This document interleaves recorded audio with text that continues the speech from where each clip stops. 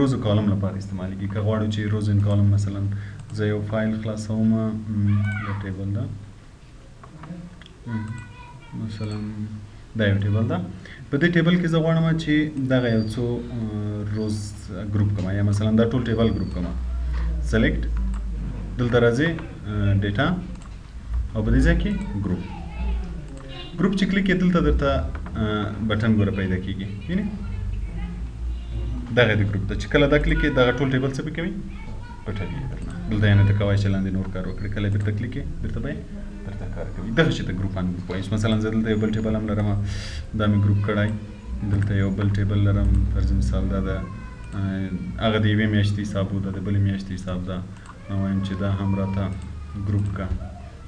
روز یې ګروپ کې که یې کالم ګروپ کې مخکې ګوره چې ګروپ شو هغه روز و کولی شي چې کالم هم ګروپ کې زه هم دا هم روز راته ګروپ کا ګوره دلته به دا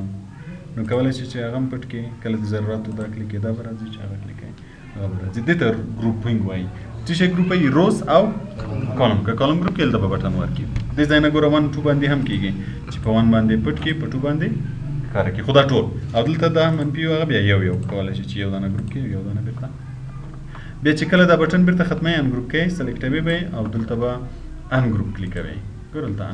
ان ګروپ چې کلیک کې نو ګوره دا روز ګروپ که کالم که چېرته د روز ګروپ کړي ان ګروپ کې به هم روز کلیکوي او که د کالم ګروپ کړي وي بیرته چې ان ګروپ کوي هم به کالم کلیک کوي ګوره دا روز ګروپ ده نو بیرته چې ان ګروپ کوي روز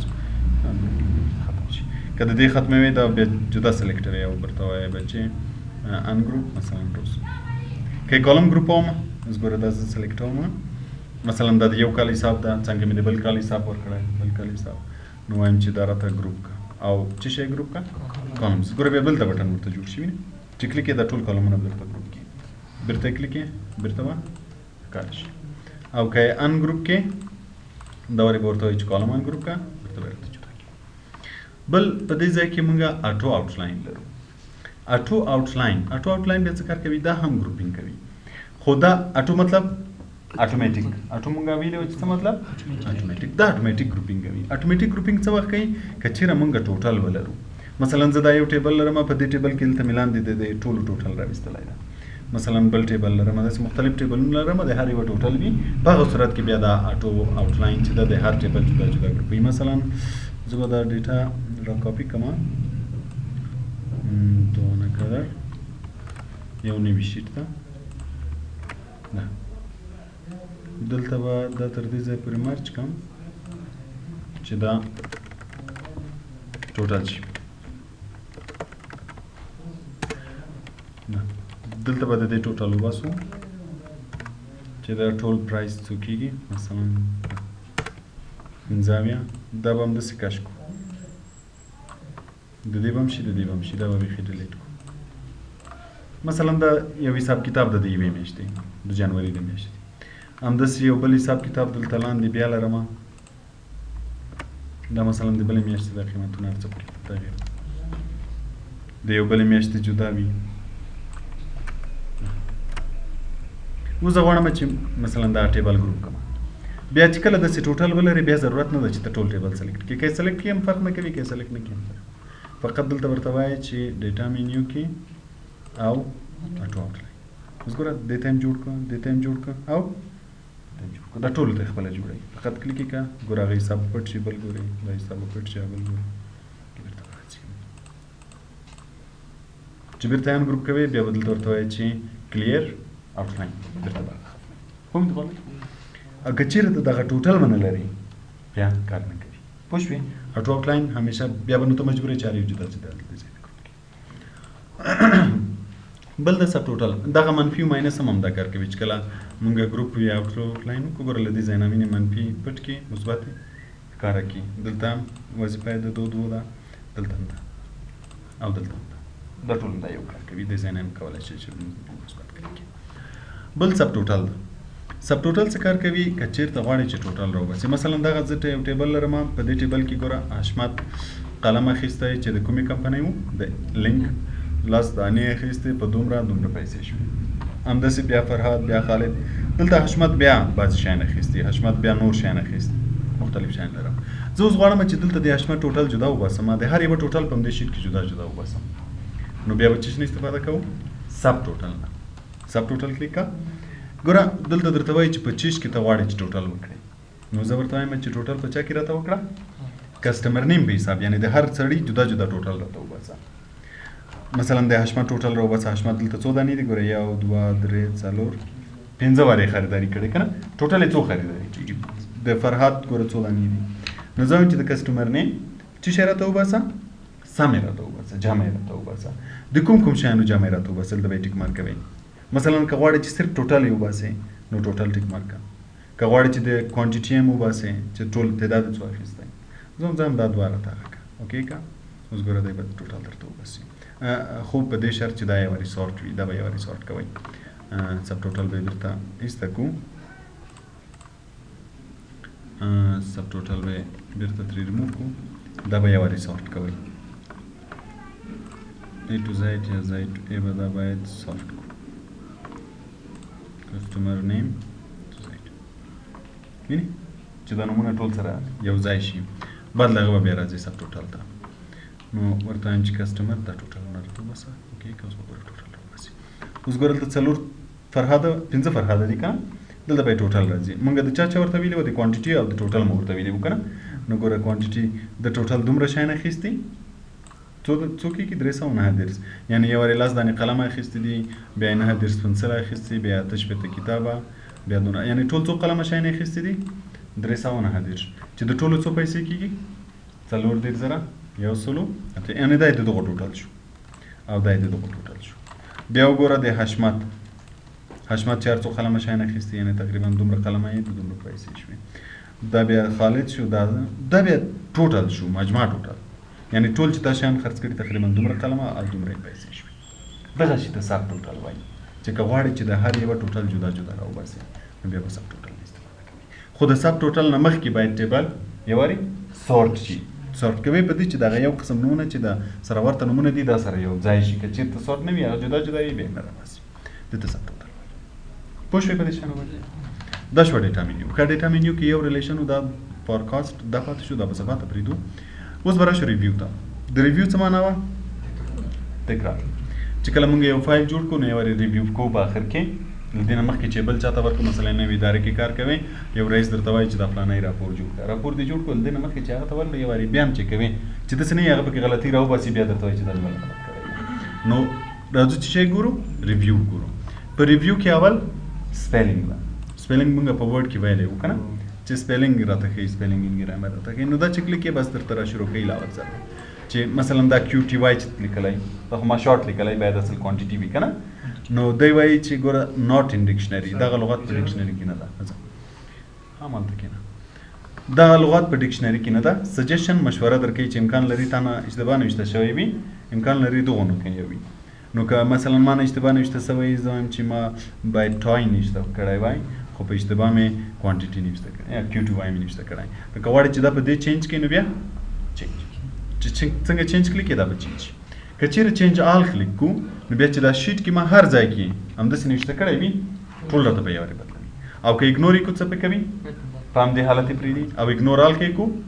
ټول په همدې حالت پرېږدي او که ایډ ټو ډکشنري کو نو دا لغات په ډکشنري کې اډ شي دوباره به بیا نه راته وایي دا شیان هم په ورډ کې ولیکو که نه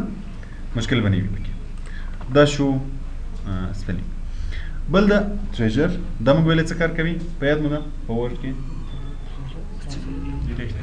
ډکشنري دا چې کله یې کلیک کې دلته چې هر لغات ولیکې د هغه لغات سینونیمز درته راولي ورته معناګانې راولي مثلا ته نوشته کوې ګوډ څه مطلب دلته به سینونیمز ټول راشي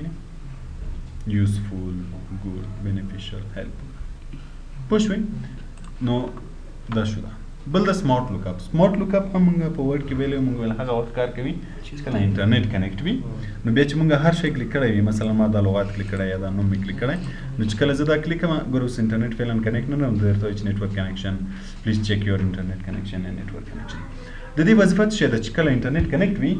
هر لغات یا هر شی چې تاسو سلیکټ کړی وي او سمارټ لوک اپ کلیک کې دی د دې د ګرامر له لحاظه درته ښیي چې مثلا دا شی ناون ده پروناون ده هر شی چې وي ډیټیلز درته کوي که مثلا ناون وي ته د ناون تعریف هم ورسره راځي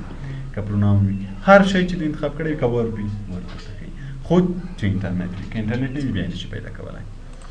بل و پکې ټرانسلیټ ترانسلیټ هم موږ په ورډ کې ویلی وو چې موږ ویلې څه کار کوي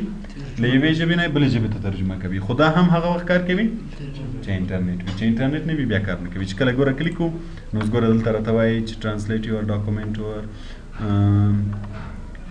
غواړي چې ترانسلیټ یې کړې زه ورته هو اوس ګوره دلته به ماته مسج راشي چې انټرنیټ نشته ترانسلیټ یوې ژبې نه بلې ژبې ته خو دا کار نه کوي تر څو انټرنیټ نه وي کار نه کوي موږ ویلو چې په انټرنیټ باندې موږ بعضې سایټونه هم لرو چې ترانسلیټ کوي کوم ویب سایټ مې درته ویلی ګوګل ترانسلیټ نن سبا خلک ډېر زیات استعمالوي دا هم بیرته ګوګل ترانسلیټ ته ځي چې کله د انټرنیټ وي بیرته راسه ګوګل ترانسلیټ ته ځي او ګوګل ترانسلیټ ما ویلې چې یو کار لري چې هغه څه رقم کار کوي لغت په لغت باندې ترجمه کوي نو مثلا که موږ یو جمله په دري یا په پښتو ولرو هغه که لغت په لغت انګلیسي ته ترجمه شي بیا معنا کې تغییر راځي خو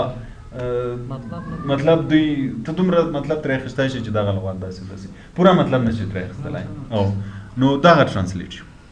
او بل کمنټ مو هم په ورډ کې ویلی و چې موږ ویلې څه کار کوي کمنټ ورکوي چې کله د یو لغات په هکله معلومات نوشته کوو د یو جملې په هکله معلومات نوشته کوو مثلا دا راپور موږ جوړ کړی دا رئیس ته مو ورکو رئیس غواړي چې بعض شیونه پکې تغییر کړي مثلا درته وایي چې دغه شی په دې تاریخ نه و په بل تاریخ و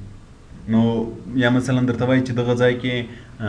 پلاني معلومات د پلاني میاشتې راپور هم ور واچوه مثلا په دغه ځای کې د پلاني نوم هم ور واچوه که نه نو هغه څه کوي هغه ځای ته کمنټ ورکوي کلیکوي صرف دلته نیو کمنټ کلیکوي او دلته پکې درته لیکي مثلا درته وایي چې پلیز اډ مسټر خالد فبروري ریپورټ آلسو د فبروري راپور هم ور واچوه مثلا که نه نو هر ځای په هکله چې غواړي معلومات ور اضافه کړي تر څو ته ور واچوي راپور تا ورته جوړ کړی که نه نو هغه درته وایي چې دغه شیان پکې اضافه کړه نو صرف هغه ځای ته کمنټونه ورکوي کله چې تا ته راولیکو نو ته خپله بس هغه کمنټونه ګورې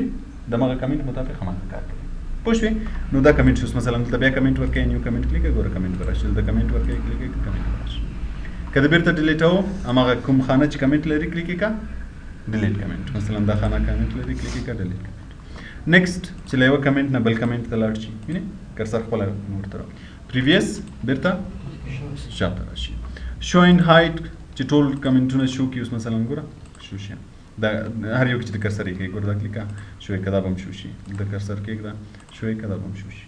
چې کله بیرته کلیک یې بیرته به یې هایډ کړي یا شو آل کمنټ کلیک کړه ټولو به یې وارې شو کړي بیرته کلیک کړه بیرته به یې هایډ کړي بل و شو انک شو انک هم په ورډ کې په یاد ده چې موږ به دلته یو مینیو اضافه کوله په آپشن کې آپشنز کې بیا کویک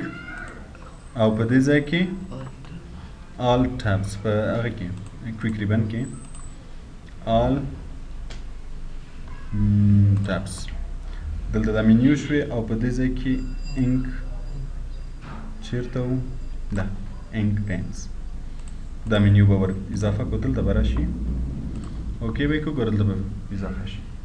چې کله موږ له دې ځای نه مثلا یو ځای نشاني کوو که نه